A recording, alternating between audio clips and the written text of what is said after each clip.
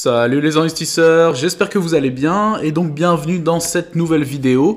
Aujourd'hui nous allons voir et analyser ensemble une société, je pense que vous la connaissez, il s'agit donc de Comcast, mais avant n'hésitez pas à vous abonner, à liker, à partager. Let's go, c'est parti, voyons ça ensemble. Donc au moment où je tourne la vidéo, le prix du cours de l'action de Comcast est de 43,06 $ très précisément. On passe ici donc sur Finviz pour voir un petit peu la map. Et donc Comcast est dans le secteur des télécommunications. Et du coup, si j'agrandis ici, vous voyez, donc dans ce secteur au niveau des télécommunications, eh bien, vous voyez T-Mobile avec plus 0,33% aujourd'hui. Vous avez Verizon Communication avec plus 1,27%. Vous avez AT&T, bien entendu, avec plus 0,42%. Comcast avec plus 0,26% à l'ouverture. Donc très clairement, aujourd'hui, le secteur des télécommunications ouvre dans le vert. Alors concernant les dernières news et ce que l'on pourra remarquer, eh bien, c'est que sur les 5, voire les 8-9 dernières années, Comcast a fait quand même pas mal d'acquisitions. Ici on remonte septembre 2015, Comcast annonce l'acquisition pour 1,5 milliard de dollars de 51% de Universal Studios Japan. Présent également dans les parcs à thème.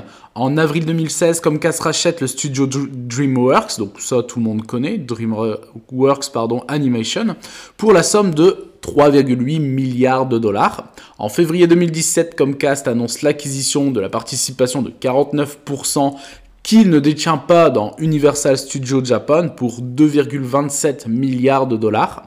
Et les dernières, beaucoup plus récentes, c'est les tentatives d'achat de Century Fox 21 et de l'achat de Sky. Et du coup, ce qui en découle, c'est le 26 septembre 2018, Disney et Century Fox 21 acceptent de vendre la participation de 39% dans Sky à Comcast pour un montant donc de 15 milliards de dollars. Et la dernière en date, donc c'est le 14 mai 2019, Comcast annonce la signature d'un accord avec Disney pour la vente de sa participation dans Hulu. Je ne sais pas si vous la connaissez, donc la chaîne Hulu à partir donc de ce mois-ci, c'est-à-dire janvier 2024, valorisant Hulu, tenez-vous bien, à 27,5 milliards de dollars minimum. Et donc ça, c'est un peu la problématique du secteur des télécommunications, c'est que en fait, il y a du streaming partout, c'est la guerre des prix entre toutes les chaînes, que ce soit au niveau des télécommunications, beaucoup plus tout ce qui est téléphone par exemple, les réseaux mobiles comme AT&T, T-Mobile, Verizon Communication, où il y a vraiment une guerre des prix qui est vraiment très très importante. Et également la problématique finalement, c'est que pour continuer à perdurer, ces sociétés sont obligées de toujours potentiellement s'endetter et faire des acquisitions en permanence. Et je rajouterai à cela, on le verra par la suite dans les chiffres, que également l'une des problématiques, c'est que finalement, avec cette guerre des prix, les marges sont quand même assez faibles dans ce secteur d'activité. On passe ici maintenant directement sur TradingView pour voir le cours de bourse donc, de Comcast. Donc si vous voulez faire vos propres recherches, et je vous encourage à faire vos propres recherches, le ticker de l'entreprise, c'est CMCSA. Donc ici, on voit le cours de bourse, je l'ai directement mis en mensuel. Et donc, le cours de bourse depuis 1973. Donc, on voit très clairement sur le long terme, on voit la fameuse hausse qui a duré de début d'année 2009, juste après la crise des subprimes aux États-Unis, jusqu'à un plus haut historique qui a été cherché aux alentours des 61,44, quasiment 62 dollars sur le prix, le sommet le plus haut jamais connu par Comcast. Et donc ça avait été établi juste après la période Covid, comme bon nombre d'entreprises bien évidemment. Ça a été effectué, ça a été touché ici en novembre 2021. Donc en termes de croissance, c'est tout bonnement exceptionnel, puisque finalement, en l'espace de quasiment 12 années, on se retrouve ici. Donc, si je prends juste après la période de la crise des subprimes aux alentours des 6 dollars l'action, donc je prends ici jusqu'au plus haut historique, cela nous fait une performance de plus 885% en l'espace de 12 ans, ce qui est quand même considérable.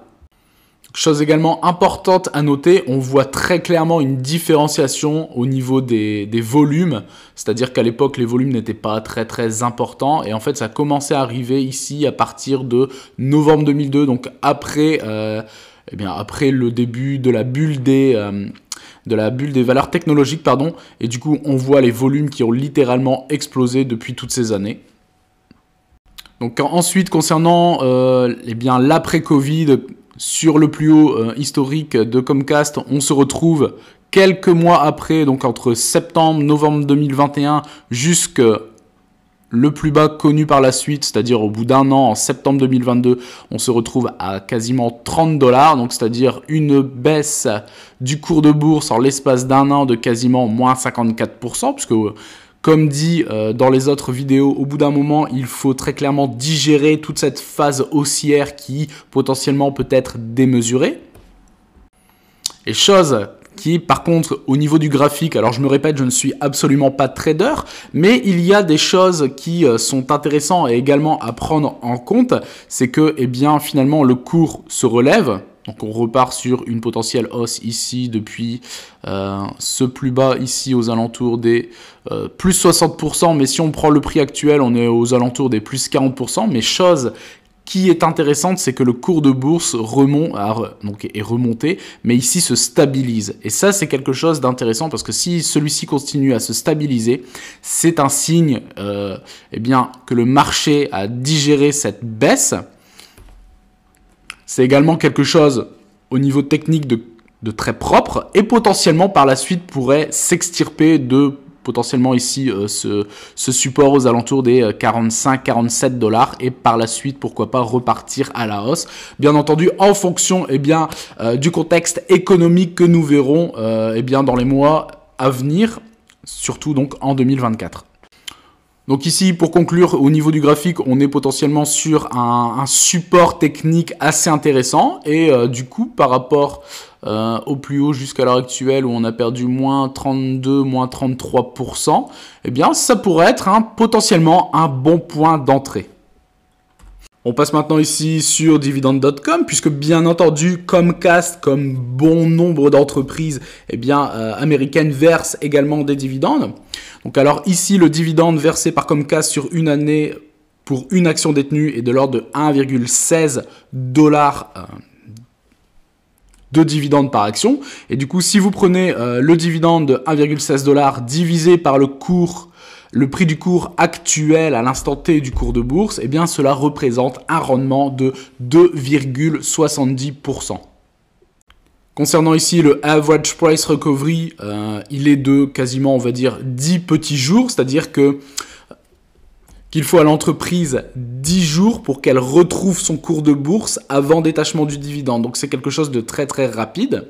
Concernant le payout ratio, c'est-à-dire le ratio de distribution de Comcast, il est de 25%, ce qui est très conservateur et très important et excellent. C'est un véritable point vert en tout cas pour la santé financière de l'entreprise. Puisque ça veut dire que quand Comcast a versé les dividendes à ses actionnaires, il lui reste encore 75% de cash de sa trésorerie dans ses caisses pour pouvoir continuer à se développer, pourquoi pas faire des acquisitions surtout dans ce secteur-là par exemple, et continuer donc à essayer entre guillemets de prospérer. Chose également intéressante, Comcast verse des dividendes de façon croissante depuis minimum 16 années consécutivement. Donc on a déjà vu mieux, mais c'est également un très bon début. Les dividendes sont versés de façon trimestrielle comme la majorité des sociétés aux États-Unis. Et par contre ici, quand vous prenez le secteur global des télécommunications, celui-ci est de 4,86% et du coup Comcast est moins performant en termes de rendement que le secteur en général. Ici, en descendant, ici, on voit donc le dividende versé, donc le prochain dividende versé par Comcast sera effectué donc le 24 janvier pour un montant de 29 centimes de dollars par action. Donc ça, c'est au niveau trimestriel. Et le dernier dividende versé était le 25 octobre 2023 pour le même montant, c'est-à-dire 29 centimes de dollars par action. D'ailleurs, n'hésitez pas à mettre en commentaire si vous avez Comcast dans votre portefeuille ou si cette entreprise pourrait potentiellement vous intéresser. On passe maintenant ici sur Morning pour continuer l'analyse. Alors concernant la sûreté du dividende, Comcast est noté 13 sur 18 sur 20. Du fait déjà de ces 16 années d'augmentation de dividendes, mais surtout, je pense, par rapport à son payout ratio qui est très très conservateur. Et du coup, ça c'est un très très bon point positif pour les investisseurs. Concernant la croissance de Comcast sur le marché, 13 sur 20, puisqu'on repart potentiellement sur une dynamique dans un premier temps de stabilisation du cours de bourse, mais par la suite potentiellement sur une nouvelle hausse, un nouveau cycle haussier.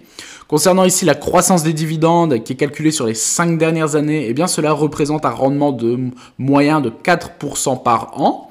Concernant la capitalisation de Comcast sur le marché boursier, c'est de l'ordre de 173 milliards de dollars. Ici, le ratio de distribution par rapport au bénéfice, c'est-à-dire le PER, le Price to Earning, il est de 12, ce qui est potentiellement faible, ce qui veut dire finalement pour chaque dollar de bénéfice de Comcast, actuellement, les investisseurs sont prêts à payer 12 fois le prix, ce qui finalement est très très raisonnable. Donc, soit Comcast à l'heure actuelle, donc à l'heure où je tourne la vidéo, son prix est à sa juste valeur si vous voulez investir, ou alors potentiellement celle-ci serait sous-évaluée, mais en aucun cas Comcast est surévaluée. Et ici, donc pour terminer, le bénéfice par action serait aux alentours des 3,59 $ par action. Concernant ici le comparatif des performances entre Comcast et les différents indices, c'est-à-dire le S&P 500, le Nasdaq et le secteur des communications, télécommunications, le comparatif des performances sur un an, Comcast c'est plus 14%, alors que le S&P c'est plus 20%, le Nasdaq c'est plus 46% et le secteur des communications est de l'ordre de plus 34%. Et le retour des performances sur les 5 dernières années, Comcast c'est plus 35%, le S&P 500 c'est plus 83%, le Nasdaq c'est plus 152% et le secteur des télécommunications c'est plus 56%. Donc ce qu'on peut en conclure, c'est que les performances de Comcast, que ce soit sur un an et même sur les 5 dernières années, Comcast sous-performe les deux indices du S&P et du Nasdaq, mais sous-performe également le secteur des communications en général.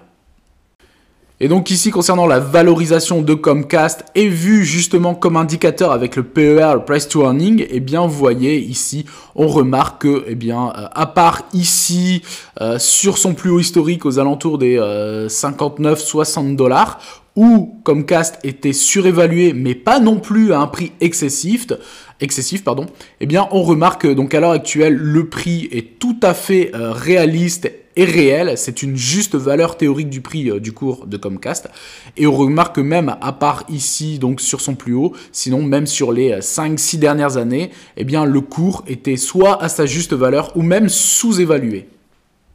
On passe maintenant ici donc sur l'historique du versement des dividendes et ici on voit le graphique, on voit un joli graphique, c'est ce que nous voulons également, c'est-à-dire un joli graphique avec une croissance perpétuelle du versement des dividendes. Donc on voit 2023 donc c'était 1,14 $.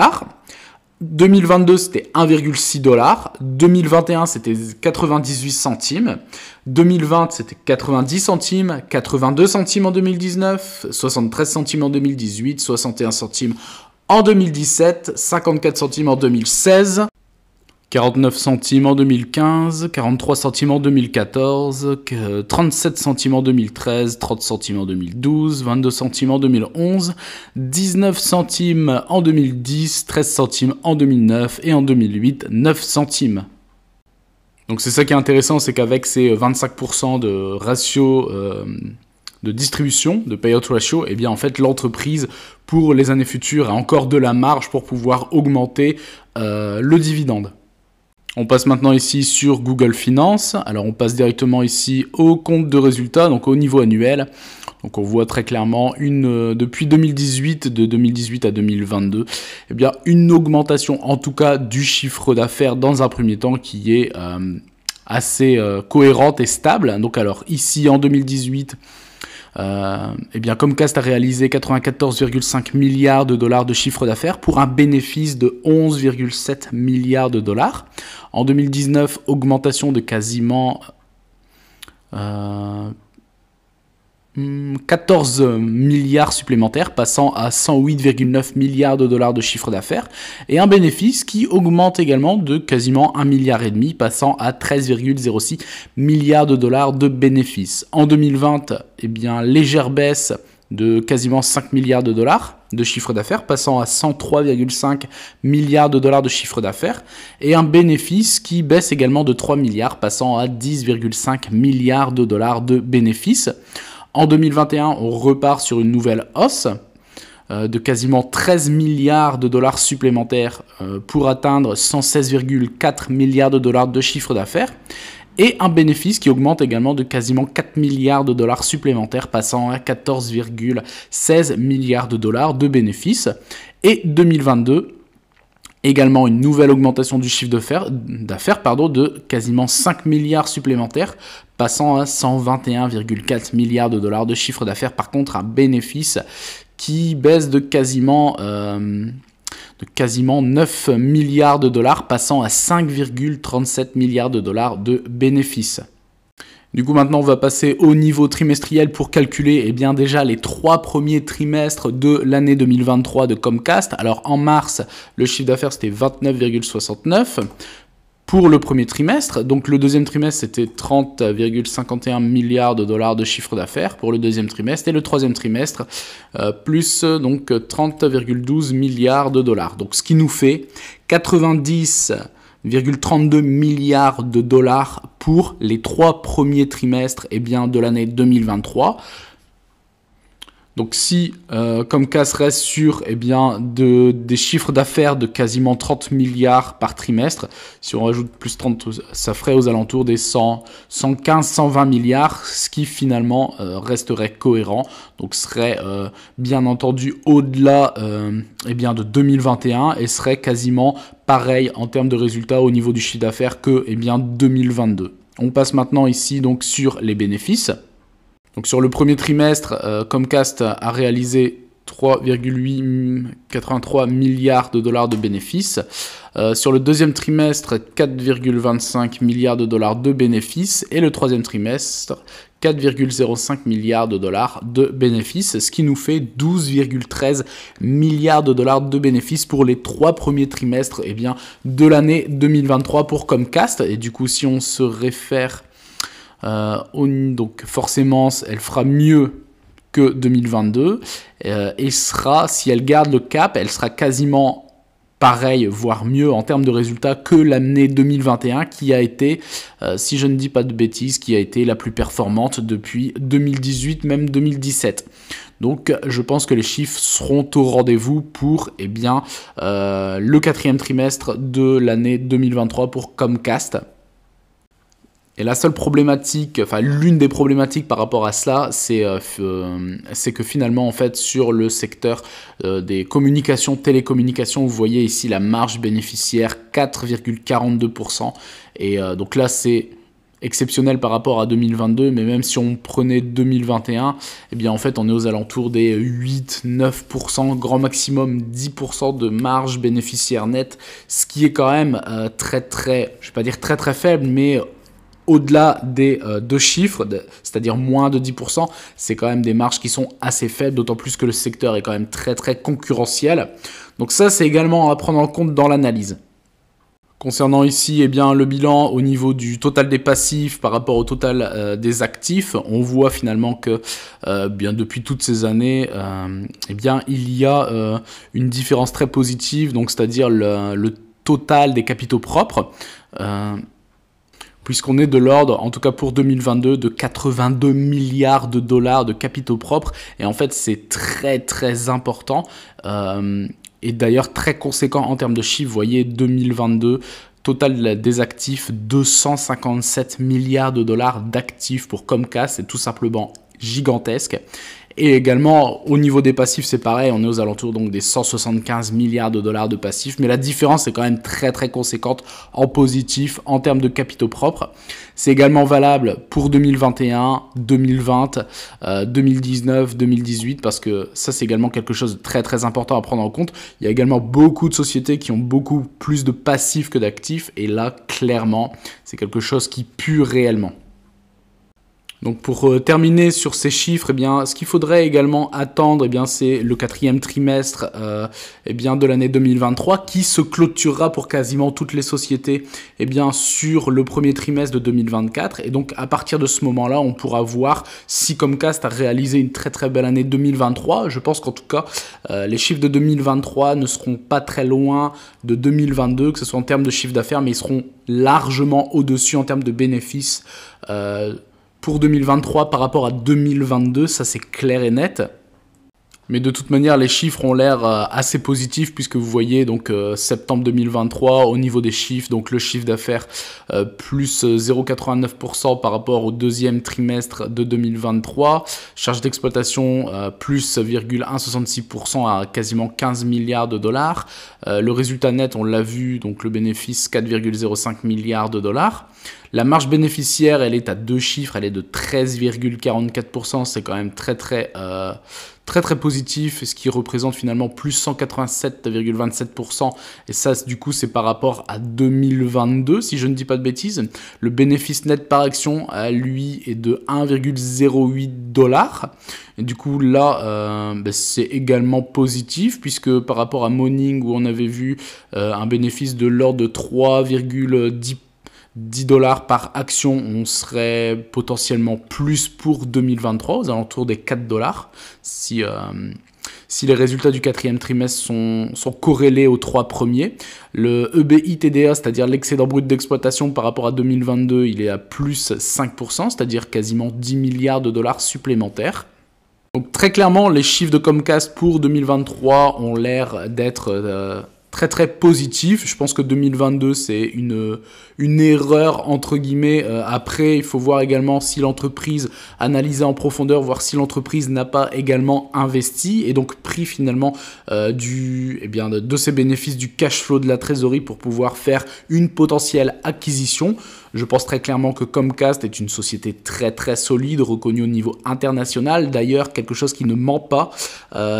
Rien que le fait de montrer le logo, de bon nombre de personnes arrivent à reconnaître finalement le nom de l'entreprise. Les chiffres sont très cohérents, ont l'air très solides. La société a quand même des fondamentaux également très solides.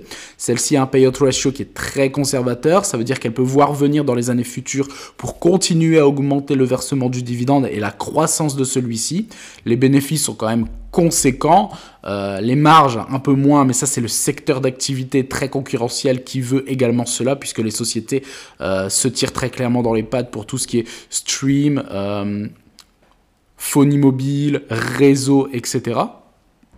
Elle a également des capitaux propres qui sont quand même très conséquents, de l'ordre de 85, quasiment 90 milliards de dollars de capitaux propres. C'est tout bonnement énorme.